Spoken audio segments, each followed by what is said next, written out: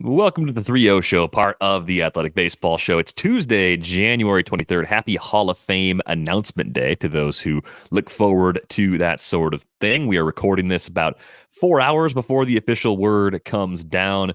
I think by the time you listen to this, Adrian Beltre will have received the call, probably Joe Mauer, and then some combination of Todd Helton, Billy Wagner, and or Gary Sheffield. This is based on some of the great work that at Not Mr. Tibbs on Twitter has been doing, gathering the ballots from BBWAA members throughout the entire process. So Hall of Fame chatter coming on the next episode once we have that information. Lots of what's going on with this winter. Why are things going so slowly?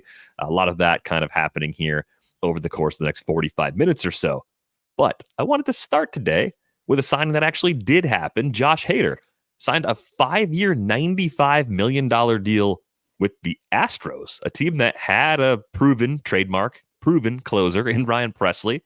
They talked to Ryan Pressly about it first, apparently got his blessing in some form, and now the best available reliever on the market joins a team that didn't necessarily need that exact piece, but definitely makes the Houston bullpen better. So, Britt, how surprised were you by the Astros being the team that actually threw the big contract at Hader, especially given the spending patterns in free agency with Jim Crane's ownership? Very. But, our Ken Rosenthal mentioned a few days before that the Astros had emerged as serious players. And this time of year, guys, you're always like, okay, is that real? Or, are they just trying to pump up the market so that someone else in their division overpays, right? Like, you just don't know. But Ken seemed very convinced that this was legitimate interest. Obviously, it ends up being legitimate interest. I think for the Astros, this to me signifies something that is a stark departure from, as you mentioned, what we've seen Jim Crane do. I am curious if this is more a hallmark that Dana Brown really wants to have happen, right? If this is something that, he came from Atlanta, he felt like, let's keep this strength and turn it into more of a strength. Let's turbocharge up that bullpen and see where the chips fall.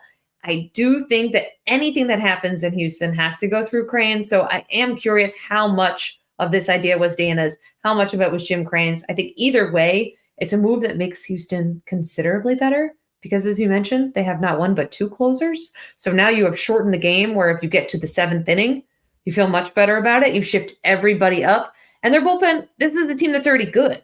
Their bullpen wasn't in shambles by any state of the game at all. I mean, they're a team that historically is very right-handed heavy in the bullpen. There's multiple years where they don't have lefties at all. I think when you look at Houston and you look at some of the moves they've made, we keep waiting for this window to close on them and on this competitive window. And they just keep keeping it ajar. And things like this continue to show that hey, Houston is still going for it.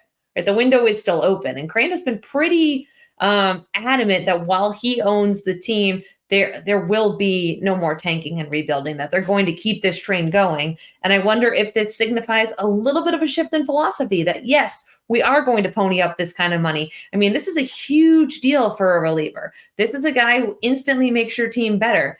I did not have this on my bingo card at all, guys. Houston would have been one of the last teams I think I would have picked. Certainly, Oakland and Colorado and those teams that aren't trying. But when you look at competitive teams, this would have been one of the last teams I picked just based on their spending habits, based on their needs.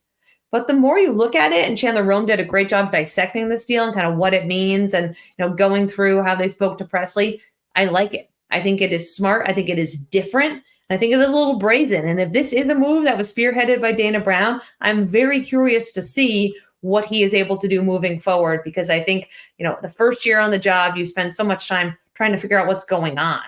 And then you settle into it, and then you make these real moves. So this is kind of the winter where we're maybe seeing some tendencies out of a new front office in Houston. I don't know. That's kind of what I take out of it. Yeah, I think in the context of the short and long-term windows and how these Astros are built, I think this is a big shot at the short term. I know it's a long-term deal, but this is a team that is now projected to be the 4th best team in baseball. And they also are going to lose a fair amount of people off of this core in the short term. Jose Altuve's contract is up. Alex Bregman's contract is up. Mm-hmm. Ryan Pressly has a mutual option next year. So there's some people that are leaving. I think, this is sort of like Hader's going to take over for Presley when he leaves. That's the long-term part. But the short-term part was, what do we do in the playoffs? How do we win in the playoffs? How do we get past this? Because if you look at the Houston Astros as they are built, I would say the biggest weakness is the back end of the rotation. I mean, you got Fromber and Justin Verlander at the top, but Christian Javier had problems last year. Hunter Brown had an awful second half. And JP France, maybe a competent number 5, but it's not like the sort of depth of starting pitchers that you're used to Houston having. And I don't really see, the farm providing more after that. They're going to be a much better team if Lance McCullers comes back next year. And that's a sort of a scary statement to say because Lance has pitched so little recently.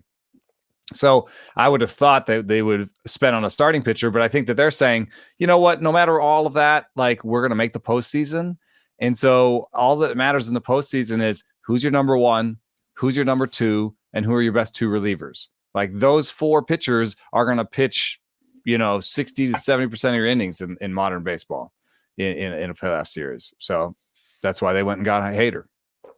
Yeah, I mean, they're top 5 relievers now. Hader, Presley, Brian Abreu, Rafael Montero, and one of Ronel Blanco, Dylan Coleman, maybe Forrest Whitley. He's finally healthy and throwing real hard. Looks good on social. We'll see if it I hope for his sake it shows up in spring and he's ready to go because it'd be fun to see what he could do. He's just filthy.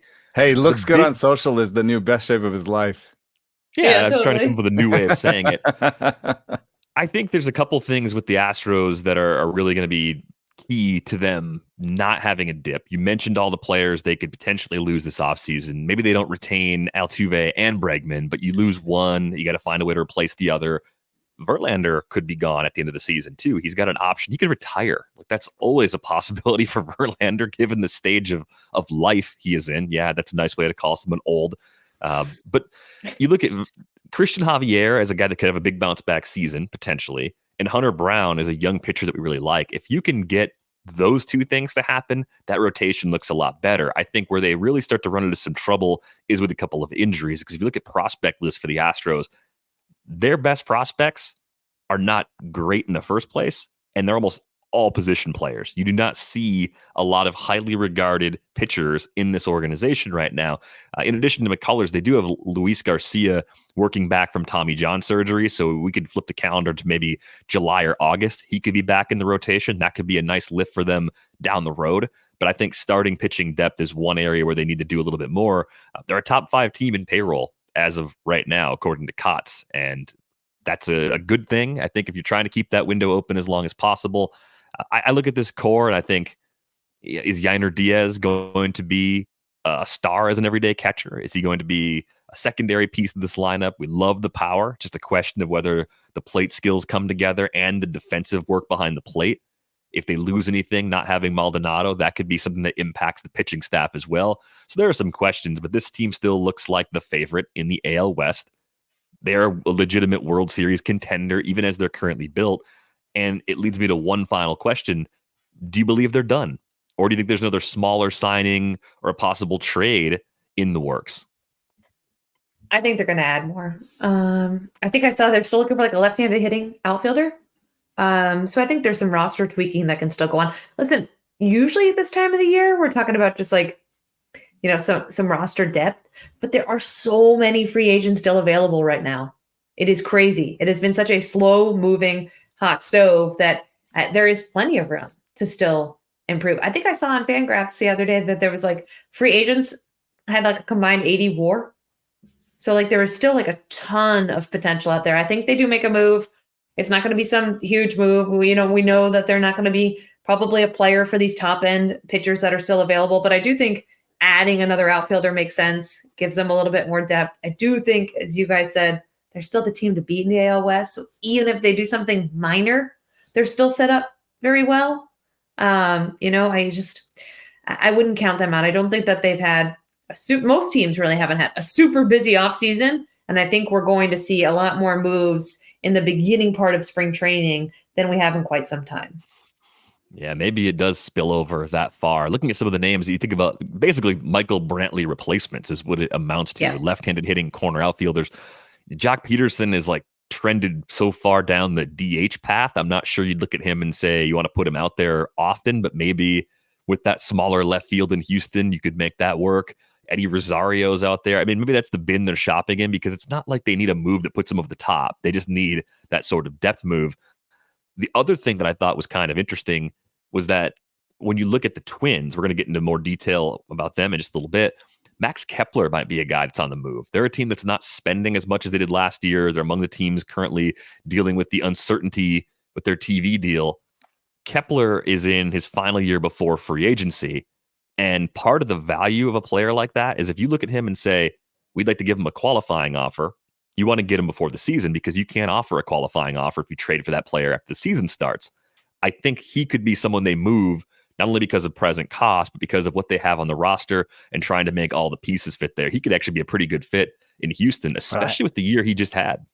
I just think the Astros are done because I see a $254 million luxury tax payroll estimate on Fangraphs, and the second threshold is 257. I think that lines up too good. Unless they trade, they could trade. They could make a trade. They could make a trade and somebody has to pay some of the money. But I think that what you leave a $3 million cushion for is a September trade.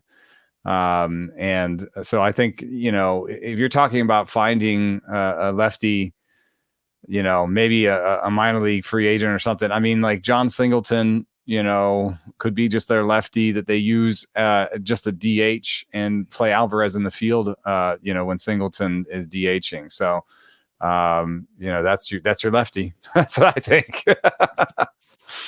It could be somebody on a minor league deal that makes the roster, something a little bit smaller that ultimately gets it done. But I think the window is open. And as far as the longer term window, it's going to hinge on Dana Brown being as effective as he was in the VP of scouting role for Atlanta.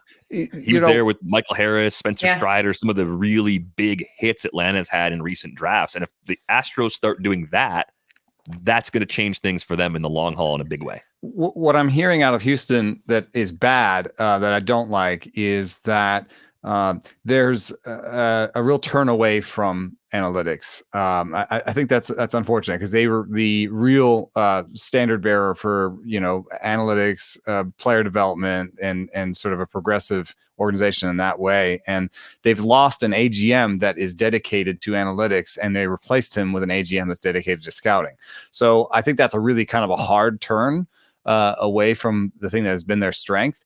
But listening to us talk about, how bad their prospects are right now and extending the window, maybe there's something kind of smart about it. It's like we've been doing it that way for a while, and it's been really good. But we kind of maybe need to switch it up to keep the window open because we need to get better pieces into the organization to even have. So we're gonna rely on organizational inertia to keep the player development processes, the ones that are good, in place. And then we're gonna switch it around and put more investment in the scouting side to give them better pieces so that we can, just as Yordan Alvarez and Kyle Tucker and Yainer Diaz, the next crew, as they are getting a little bit older, we've got the new wave of kids. So maybe that's the thought process behind it. Maybe they think they can do both things by being like, we've developed all this analytics, we've developed all this player development. Let's now develop the scouting and put some money in that. But I think you can do all that and still have an AGM dedicated to analytics. So the loss of Sarah Gellies, they're going to lose some more pieces, I think, from the analytics department over the next year plus. And so, it's weird that they can't try and do both things at the same time. But there's definitely been a change in organizational philosophy over there in Houston. Yeah, choosing not to try to do both of those things at the same time is a curious choice, but we'll see. We'll see what it costs them in the long run. A few other recent moves. Robert Stevenson to the Angels, Aroldis Chapman to the Pirates, and James Paxton, it sounds like, is going to the Dodgers, because if the Dodgers went a week without making a move, I don't know what we would do. We'd panic. We'd be worried. But kind of working in reverse order, Paxton, Paxton, for me, is the kind of guy that any team in need of pitching should just take the chance on. It's a one-year deal. It's probably about 11 million plus incentives based on the reports that we're seeing here as of late Tuesday morning. That's nothing. Every team out there that needs a starting pitcher could do that. It's almost at the point, though, where you wonder if everyone's offering roughly the same contract and you're in James Paxton's position, you just choose the best team. So in that case, the Dodgers win because nobody else wants to give you the extra couple $1 million. So I don't know. I find that to be a little bit frustrating. He fits into a rotation that's like the Swiss cheese method, right? You have all these guys that have injury histories. As long as you have a combination of 5 of them that are healthy at any given time, you're going to be just fine.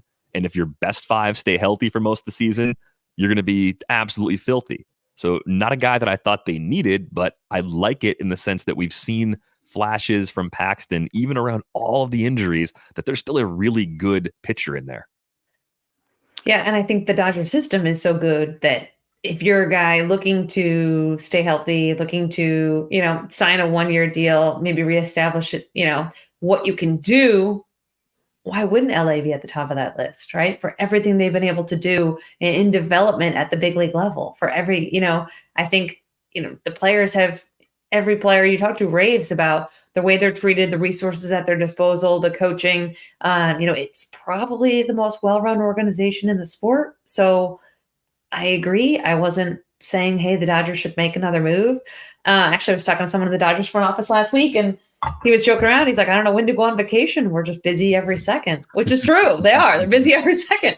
But if I'm James Paxton, I'm looking at this as a really solid offer. First off, people who say that, the game, so many teams are cutting back. Like, why are the Twins cutting payroll, right? But if James Paxton is still getting $11 million, I think the sport's in a pretty healthy place. And I think on the flip side of that, if you're the Dodgers, you are looking at a guy who has a lot of potential upside if he can stay healthy, and you feel pretty confident in your systems and in your development that you can, try, you have a pretty good chance of getting a good James Paxton on the field. Yeah, I guess the other thing real quick, I'll throw it to you next. I think about someone like Paxton against the likes of Lance Lynn or a Kyle Gibson. And again, the final dollar total isn't exactly the same, but it's these 1-year stopgaps. I think if you're a team like the Dodgers, there's other teams that have young depth they can turn to. You have the luxury of gambling on the high risk, high reward. If you're the Cardinals and you don't have as many starters that you feel are big league ready, you got to go the innings route. You have to go the bulk route and hope that home run rate or whatever the skills flaw isn't as bad as it was. And the thing that led you to the discount can't still be the problem when you shop in the other bin. You know what's wild? That's a great segue to what I was going to say about the Dodgers. Do you know who led the Dodgers in innings last year? Bobby Miller. It's really close. Clayton Kershaw with 130, Bobby Miller with 124. Their 5th starter, by innings, the 5th most innings by a starter, went to Michael Grove with 69.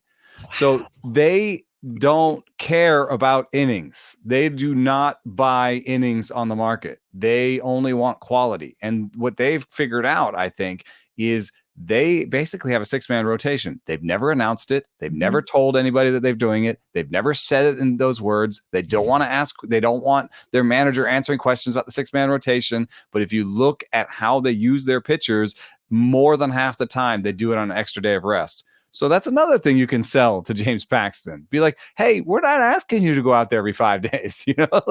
We're going to give you a lot of extra rest days. Anytime you want an IL blow, that's fine. We have all these young pitchers that are coming in that at the very least can do some spot starting with this great offense that we put together. And then we also have like Emmett Sheehan, who is probably good for 100 innings next year of pretty good stuff at the major league level. So, that's, I think, part of the way that they think about things, the way they run things.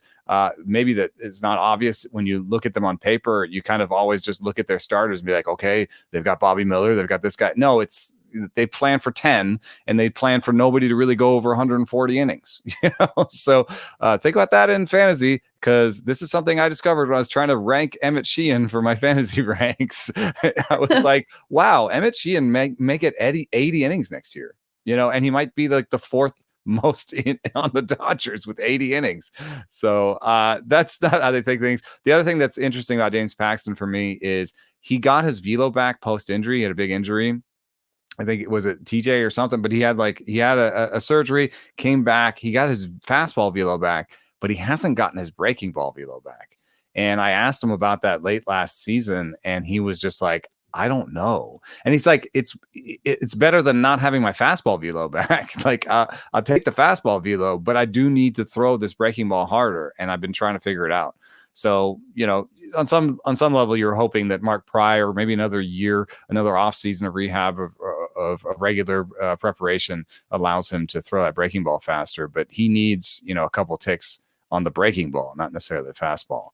But they must think, hey, how rare is it that somebody, gets the fastball velo back, but never gets the breaking ball velo back? Maybe they're just saying like that doesn't happen usually. Yeah, that does seem a bit odd. It's not something I've noticed in the past, at least for guys coming back from that. Usually if you see that drop, it's everything is down across the board. Chapman to the Pirates. I mean, if they're contending, he's there. He's a setup guy for David Bednar all season. If they're not contending, he's probably on a playoff team in the 6th or 7th inning, right? It's the same script the Royals ran. Yeah. Some really great talent has been traded for Aroldis Chapman over the years. Yeah. Right. Just keeps going. The Aroldis Chapman trade tree is immensely fruitful for teams that sign it. Yeah, true. That'd be a great story. That's Gleyber Torres, Cole Reagans. I'm sure there's more I'm not thinking of. The Pirates are just trying to tap into that, really. They're not even thinking about Chapman making their bullpen better, because it's like, it's a marginal improvement, sure, whatever. But it's the player you get back later. That's the thing that's going to make your team a lot better. Stevenson's really interesting because we are people who love saves on this show. I mean, actually, I don't know. Britt, how do you feel about saves? Eno and I love them because we have to love them for fantasy purposes. For fantasy? Yeah. How do you feel about saves? Yeah. Do you think saves are ridiculous? No, I wouldn't go that far. I think they're ridiculous. You mean as a stat? How do I feel? Or evaluating a player? It's ridiculous, I think, in player evaluation, because there's so many other factors that go into things. Yeah. Then saves. And then part of the problem, I think, is that you have guys who are less hesitant or more hesitant, I guess is the better word, to pitch the 7th, 8th innings, because all the glory comes from the 9th inning and the saves. Like I know we have holds and all these other made up things, but what gets you paid is the saves and the 9th innings, right? So when you have teams that do these closer by committees, that leads sometimes to some internal strife in the clubhouse, guys who are facing arbitration, things like that. So I think there are pros and cons when we are evaluating saves, because if you're a closer on a bad team, you just don't get that many save opportunities, right? Yeah. I think unless then actually the rest of your bullpen matters too. Right. You need a lot of other things. Exactly. If you have no bridge. You have to be able to protect some of the leads that you have to create those opportunities. It's also become a thing where certain guys, like, why are closers so bad in non-save situations? Right? Yeah, there's an adrenaline component, I think, for some of those guys. And it's a mental component for guys coming into these games that are 7-1 versus 2-1. Right. Wow. It's just a different component. So I do think teams are getting away slowly. Lots of teams are getting away from just that one traditional guy. And maybe what we're seeing in Houston now is we're going to see more of, right? Is teams kind of saying like, well, and I guarantee, the Houston is going to say this in spring training, like Joe Espada is going to be like, well, we look at it as we have 2 options to close every night, and we're going to play the matchups, and we're going to play who's got more rest, and, things like that, which isn't great for either of those guys. Well, it's fine for Hader. He's already got the money, but it's not great if you're Presley and, you could get your option declined and you're going to hit the open market, and it'd be a lot better if you had 40, 50 saves under your belt than if you have half of that, or if you're relegated to be an 8th inning guy. So there are a lot of layers, I think, in the game to the save stat. And I think there is a lot of, there's been a lot of pushback in recent years over what does it mean and how does it impact the game? And does it actually help you win games to have just one guy who collects 50 saves, or a group of several guys and you play the matchups and you play the rest? I think teams would often prefer the latter because it's cheaper and you don't have to pay for that one big name closer, but players love the big name closer because that is how they get paid. Yeah, I think a lot of it is an arbitration problem, especially. Arbitration is one of those places that leans very heavily on old stats, and saves get rewarded. So Yes. that's going to make you want to get saves if you are a reliever. Stevenson ends up in a place where he should pretty easily be the closer if they want one guy to close out games. He is the best reliever the Angels have. He's a significant upgrade over Carlos Estevez, who led the team in saves last year. I'm curious, as you look at the changes Stevenson has made over the course of his time as a reliever, how sticky do you think the changes are? The success he had, a 3.10 ERA, 0.88 whip last season, is he going to be among the league's best relievers as he continues forward? Yeah, I mean, I think that the things he did, he's going to continue to do. What he did in Tampa was basically firm up his breaking ball, or replace it with a cutter, however you want to say it. But he went from a slider to a cutter. And then he also just started using the poop out of it. I mean, he was throwing his cutter like 60% of the time in August. And that is a nasty pitch, and he should throw it a ton. Actually, it was 3/4 of the time in August and September. So I think that's something that, is he's going to continue doing that, and he had great success with it, and the modeling numbers love that change, and so I think that's a good way to go. The one thing that I would push back on is that I'm just not sure that he's going to immediately step into the closer role. There's always the value, not the value of inertia, but just the fact of inertia. Estevez was the closer, so he is the closer until he loses the closer role, maybe. But I expect Estevez to get 10 plus saves this year. Maybe Stevenson will get more. I'll take the under on 10 for Estevez. New manager with Ron Washington. I think roles like that with a new manager, it's a clean slate. You start over. Maybe, or he's old school and says this is our guy until he's not our guy. Yeah, exactly. That's how I was thinking. He's pretty old school. Yeah, he's pretty old school, and so therein he says we have Estevez until he fails so much that all of a sudden we have to use somebody else. I don't know. This is my own opinion only. I like Ron Washington. I'm curious to see what he does there. But Britt, I think you are uniquely position to describe Anthony Rendon as someone who's covered him before in like his comments and comments from a former teammate that he hates baseball, because all of this started. Rendon did an interview and said, we got to shorten the season, man. Yeah. There's too many dang games, 162 and 185 days or whatever it is. Man, no, we got to shorten this bad boy up. And I think that was on the Jacobina's show. Did Papelbon play with him? Is Papelbon the one saying that he hates baseball? But did Papelbon play with him? This is where I got confused. No, yeah, Papelbon was a Nat in 2016. Yeah. Oh yeah, you're right, and a very disliked one at that. And for 2015, yeah, for the end of 2015, and but that was the year that they had fights in the dugout and people didn't like Papelbon. I remember that very much. Papelbon. Let me be clear. Jonathan Papelbon is one of the least liked players when he played in the game. Let me also be clear. Jonathan Papelbon was an absolute jerk to me my first year at MLB when I had to cover some little event, charity event that he was doing. You go to all these events because you're the lowest person on the totem pole, and you get a few quotes, and you go home and you write your little, look, this player is doing this great initiative thing for MLB.com. Oh, God. Totally awful jerk. Kept brushing me off. Like, I was the only reporter there. It was a charity event. I just needed a couple quotes. I was 21 years old, so that I could go write my story. Was he young too? You see, I'm busy. Like, leave me alone. Like, yeah, he was. Was he young too? Yes. He was young too? Yes. He was brash. He was. Yeah, because like the veterans would have been like, I know what you're doing here. You're the only person here. The whole reason we're doing this is to give like this charity some love. So I can give you like 3 canned comments. Like, it's not like you're asking me to, like, you're not going to get, there's no gotcha here. There's no, like, I'm just going to, this is for the kids. It's all about the kids. I love kids, boom. So I want to make that clear right away before we get into the Anthony Rendon.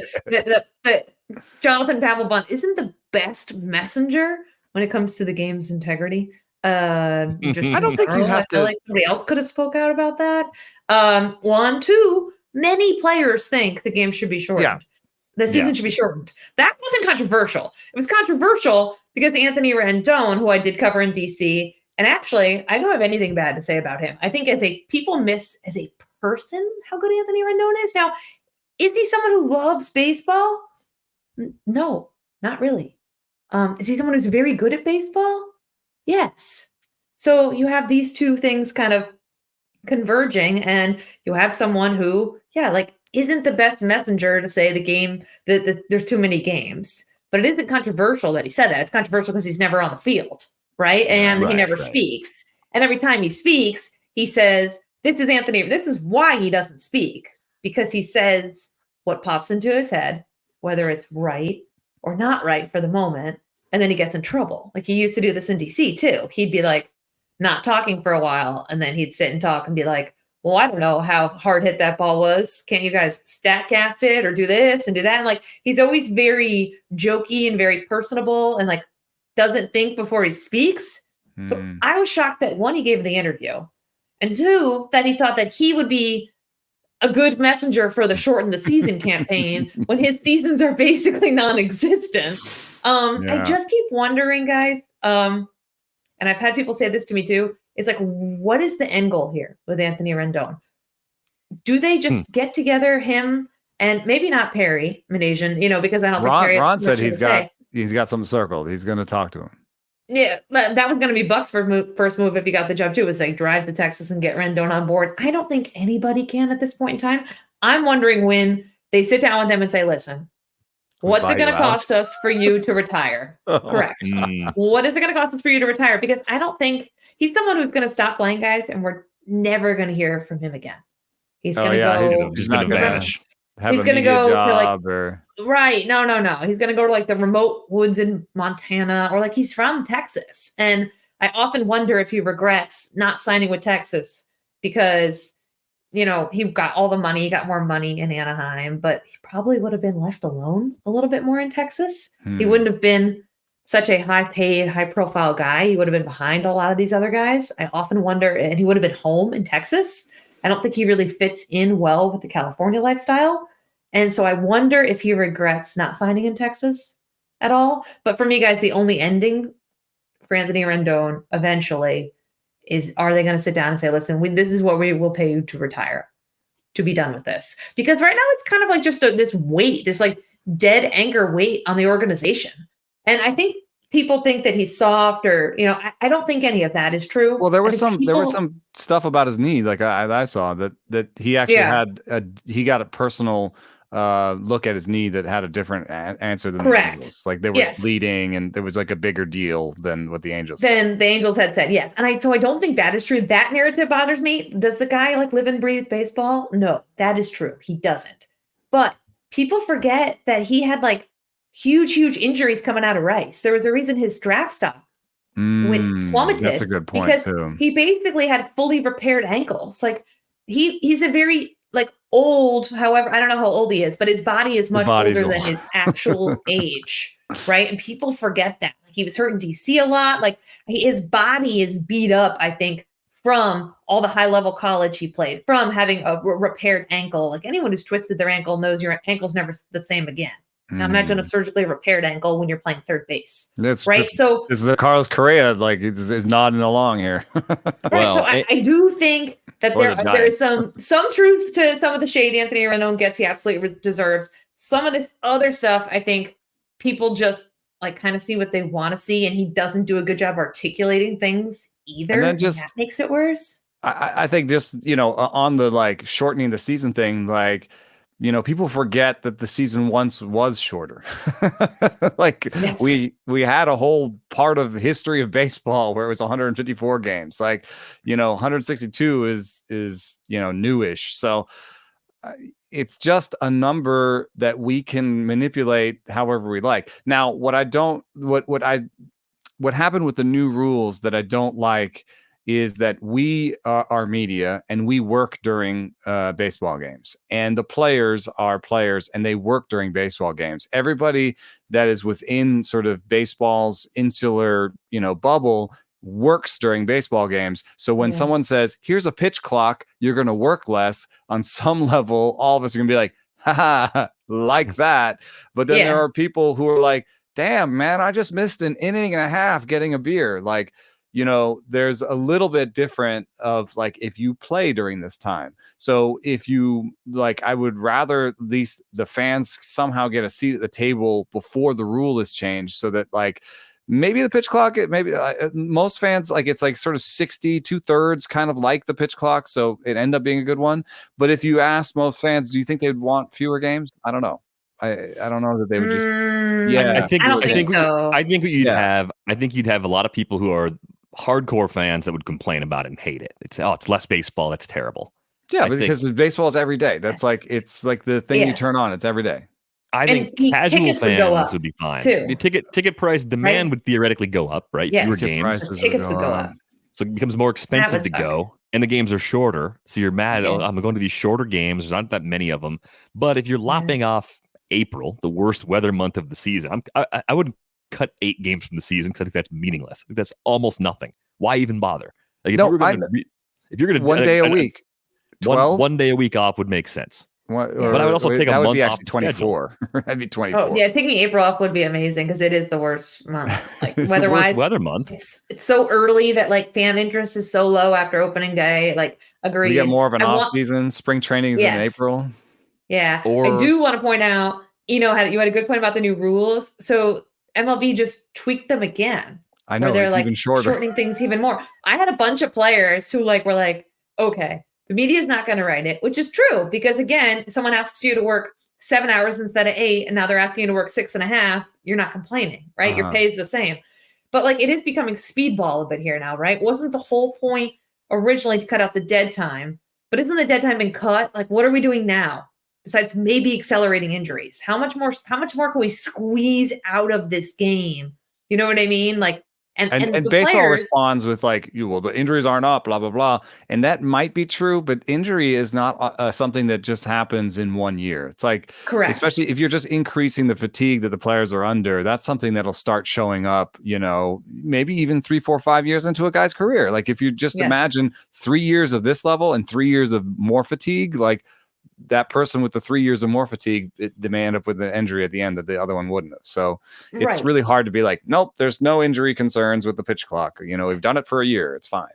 Well, and are we jamming in less game to shove more commercials into these 3-hour slots, right? Like, what are we doing here? What is the end goal here? I think people were okay with the new rules initially, but like, are we going to keep chopping and chopping? Because players, and this is on the players should have left too. it alone for a year. Like we had such a tumultuous year. Yeah, let it breathe, man. Just leave it alone for a year. I know, and like MLB, so people may not realize, has unilateral power to enforce new rules. The players don't have to agree, and that was a big mistake in the CBA that the players let that go and haven't fought for that. And I wonder if now the next CBA, they will fight for that now because they have no control now. MLB can say the pitch clock's down to 3 seconds and like they would just have to adapt. That's it. You're done. And I just wonder, I think it's a slippery slope and I think none of us are writing it. Let's go. It's just speedball. They just take it and go. Keep going. Got the ball, go. Seriously though. The velocity would drop. Yeah. Yes, it would. It would finally drop if you made the pitch clock 3 seconds. We could finally get Velo down. How exhausted these guys would be breathing heavy off the mound, like just gassed. Just guy passes out on the mound. Jesus. I'm just thinking of like Bartolo Colon trying to survive in like this new cardio land of pitching. Oh God. It'd be amazing if he surprised you and was like surprisingly good in that environment. Because how much velo is he going to lose? He's like, I can do this at 79. It's fine. Yeah, got this all day. No problem whatsoever. So exactly. I thought we should talk about the Red Sox on today's show for just a little bit. I saw the clips of Sam Kennedy and Tom Warner getting booed over the weekend at the Sox Winterfest, which I think has happened 2 years in a row now. And this is a team that is not acting the way you would expect it to from a payroll position. And I can't really figure out why. For the first time since COTS has been tracking payrolls, which goes back to 2000, the Red Sox are on track to be outside the top 10 in payroll. Usually they're in the top 5. Right now, they're not even in the top 10. And based on the comments they're making and their actual decision-making they're making lately, there's no indication they're going to correct that. Like, this is very much a roster that looks like it's close to what you're going to have come opening day this year. And Britt, I'll throw this to you first. I mean, if there are even greater constraints on Craig Breslow than there were on Chaim Bloom with the payroll, how exactly are things going to be different for the Red Sox? Well, they won't be. I mean, as we record this, I have a column that will be posted Wednesday morning on this because I think it's not getting enough attention, what the Red Sox are doing, because it's an absolute cluster over there. And where I do think Craig Breslow has an advantage over Chaim Bloom is that Chaim Bloom inherited a farm system that was just garbage. It was one of the worst in baseball. And Chaim Bloom was tasked with making that better, and now they are better. Now they have legitimate, like a big three of prospects who could be ready the end of this year, but really we're talking about 25, right?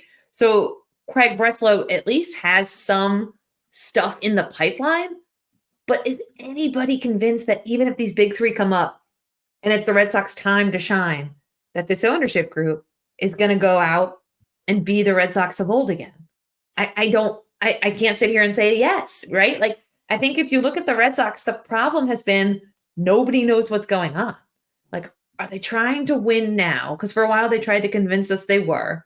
Now it's pretty clear they walked back their full throttle comments. Tom Warner did from earlier in the winter. So, I hope they didn't convince Craig Breslow with this full throttle nonsense and say, Craig, we're going to give you, X amount of dollars and then take it away in January, because the Red Sox haven't done anything. And Warner said, oh, I misspoke, which is like always the best thing, right? Somebody says something like, we're going to go full throttle. The fans get all excited. They do nothing. The fans boo them. And they're like, whoa, I meant like full throttle. Like, we're trying to be good in all areas of the organization. And it's like, dude, that's not what full throttle means. Like, full throttle is like the we hired Dodgers a pitching coordinator. Words mean something. Right. There are many words to choose from. Yes. I also think that if you're dealing with a rabid fan base like the Boston Red Sox, just be honest. If the goal was never to spend this winter, if the goal was to always wait for these big three, then just say, we are going to spend when these three get up here in 2025. Be patient. We've asked you to be just be honest, because if you're a Red Sox fan now, you feel lied to no matter what, because they've told so many different versions of the truth that you're not sure which end is up. It kind of will make you dizzy if you think about it, right? They hired Dave Dombrowski to win. He wins. They fire him. They hire Chaim Bloom to make the minor league system better. He does that. They fire him. Like, what is Craig Breslow supposed to do here to keep his job? Exactly. Right? Is there a way Craig Breslow keeps his job just based on the way ownership has worked? I think the whole problem is the top, the whims of the top. The carousel on the Red Sox just keeps spinning and nobody has any clue where they're headed. Nobody has any clue what ownership's going to wake up and say, oh yeah, we need to go for it. Or no, we're good with the long-term plan. Like, if they finish in last this year, which will probably happen, has a good chance of happening, they're projected to, does ownership still say we're playing the long game? Or do they once again pull the carpet out from under Craig Breslow and say we must win now, even if we're not ready to win now? I just don't understand what they're doing. I think they're, as an ownership group, pretty swift to make decisions, but I also think with Craig Breslow, I think he gets one freebie year, because this is ownership's decision. There's no big trade or signature move that Breslow has made that you'd look at the end of 2024 and say, well, we got to let Craig go. He made a huge mistake right away. They're not going to do that. I think in order to keep his job, I think it's a 3-year window. I think they got to make the playoffs in each of the final 2 seasons of that window. If they don't make it this year, I think he's okay. But to your point, I always look at over under win totals and World Series odds to get a sense of just what the betting market thinks of a team. The Red Sox are 40-1 to win the World Series. That's about as long as you ever see the Red Sox, odds-wise, to win a World Series. And their over-under win total is 79.5. You don't see this very often. I think that the prospects they have are actually very good. It's a good point that under Chaim Bloom, this system did get a lot better. Roman Anthony, Marcelo Mayer, Kyle Teal, all guys that are going to be pretty key long-term pieces for them. They're close. We're going to see probably a good bit of Ceddanne Rafaela, who was one of their top prospects and still is a prospect eligible player now. We're going to see a lot of him this year. So they're going to get a lot younger really fast. They've spent a bit in recent off seasons. If this is a 1-year blip, I think all can be forgiven pretty quickly. I'm going to push back a little bit. Go ahead. Sorry, Take it. Go ahead. Devil's advocate here. I don't see a huge reduction in spending. Yes, maybe from like the sort of early 2000s. They were from 2004 to 2008. They were the second highest payroll every year. Maybe they are stepping back from that, but in terms of being top five, but sort of back end top five, that's where they've settled. So if they went and signed Jordan Montgomery to like a $15 million deal, they'd end up with the, average annual deal. They'd end up with the 6th or 7th highest payroll, and they'd be right around that first apron. So I don't think it's that drastic of a change in money outlay. I think that what there is a realization that this team goes where their pitching goes. And I had that in my mailbag, that if you just look at their runs allowed and their wins, they kind of go where their pitching goes. And I think that it's tough to really change an entire pitching staff just with money. Now, yes, there's been teams that have done it, and the Rangers come to mind, but then also look at what actual Rangers squad pitched their way through the World Series. And I wouldn't say that was an amazing rotation. So I think that the Green Monster creates an actual problem for pitching in Boston that they need to solve. And so I think that they hired Chaim Bloom to like do that work underneath the hood and improve. And I think what I've heard happen is like he hired a lot of people, but there wasn't a great structure. And so the pitching part didn't really come together. Brian Bayo is exciting. I think he's exciting. Cutter Crawford is interesting. Tanner Houck is interesting. But they needed more success, more top-end success out of their pitching than they got. And so Craig Breslow is obviously a pitching hire. He was a VP that had pitching in his role in Chicago. He comes and he hires a new pitching coordinator. He assigns Kyle Bodie to be an advisor from Driveline. So there's been a couple of things that he's doing to try and change pitching leadership there. So I don't know. I don't like that they cycle through leadership so fast, because I think things take a while to come into place. But at the same time, like I think this is, like all their moves for the last 6 years have been, how do we develop pitching in this ballpark? And once that gets going, I think they could push back into top 5 territory. I mean, it's not like they cut 80 million out. We're talking about 20, 30 million that separates them from the top 5. But why can't they spend to the tax is my question. What, are they going for it or not? Like the messaging is confusing. Yeah, I mean they have $10. They have 10 million to the first apron. There's something weird about how things are reported, but their CBT tax is 226 right now, so they're not actually that far from the first apron. And they should, but they should spend up to it. I mean, they have the money coming in. I think maybe to some extent you heard some comments from Craig Breslow just being like, we weren't a match for the free agents. It does bring to mind sort of the Friedman comments, which is if you always want to sign a guy at your number, you're never going to sign a guy. Like you have to overpay at some point to get a person. But I just don't know, that it's so dire. Like I feel like this is like, if you just think about, they want to figure out how to develop pitching, a lot of their moves have been consistent over the last few years. Well, I think that's where bringing in Kyle Bodie as a special advisor makes a lot of sense, right? You're not spending on Jordan Montgomery, but you're investing in the longer term future of the organization, spending a lot fewer dollars to have Kyle there than you would on Jordan Montgomery, and probably getting more benefits in the long run. So if you're solving a long-term problem and you're not overpaying for pitching that you don't really believe in on a 4 or 5 year deal, maybe you are making yourself more likely to have sustained success. It's just a little strange to see a team like this dipping relative to the other big spenders. That's the part that I can't quite get on board with, is that they should never really pull back that much. There's a handful of teams that should always be full throttle. That's like the mindset I have about them even before those comments were made. It's like, you're the Red Sox. You don't take years off. Yeah, and it's like, what does ownership want too? Like, did they tell Breslow like, we want to win, or did they tell him to keep staying on the hind path, right? Like, because both of those paths, winning and the hind path, got people fired. Oh man, So I just don't know where the win is for Craig Breslow. That to me is the most I think confusing that's part. the fairest way to criticize the Boston Red Sox. Is like, Jesus, you fired a guy after he won you a World Series. Yes. And then you fired a guy who did what you hired him to do, which was fix the system. Like, you can't win for losing in Boston. Dude. Yeah, like that's what I don't understand. I think that's why I think all the problems are at the top, because like if they finish in last place this year, are they going to say, okay, Craig, it's okay, we know we're building for the future? Or are they going to pull this stuff that they pull, which is like, we're the Red Sox, we got to win, so our fans think we're trying to win, even though we're not really trying to win, right? Like, that to me is so confusing. Last thought here before we go. Looking at the World Series odds for the entire division for the AL East, these are all from BetMGM. The Yankees are plus 900. The Orioles are plus 1,600. The Blue Jays are plus 2,000. And the Rays are plus 3,500.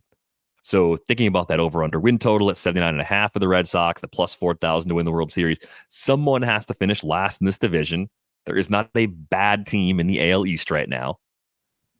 Like, you could be decent and still finish last. That's possible. It's not going to make people happy. Oh, we took last, but we were decent. It's just the way it is. Do you believe the Red Sox are better than any other team in the AL East in 2024? You know, because you seem to be more optimistic about them than Britt and I are. The Red Sox. Yes or no, you know? Yeah. No, where's my maple no. syrup? I need to keep syrup at the desk.